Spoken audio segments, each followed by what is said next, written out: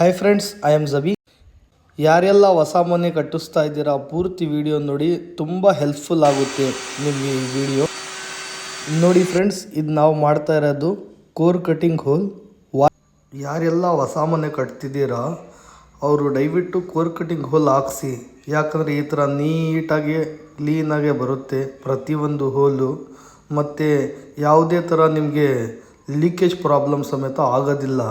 ಈ ಥರ ಪೈಪ್ ಹೋದರೂ ಎಲ್ಲೂ ನಿಮಗೆ ಸೈಡ್ನಲ್ಲಿ ಗ್ಯಾಪ್ ಇಲ್ಲ ನೋಡಿ ಫ್ರೆಂಡ್ಸ್.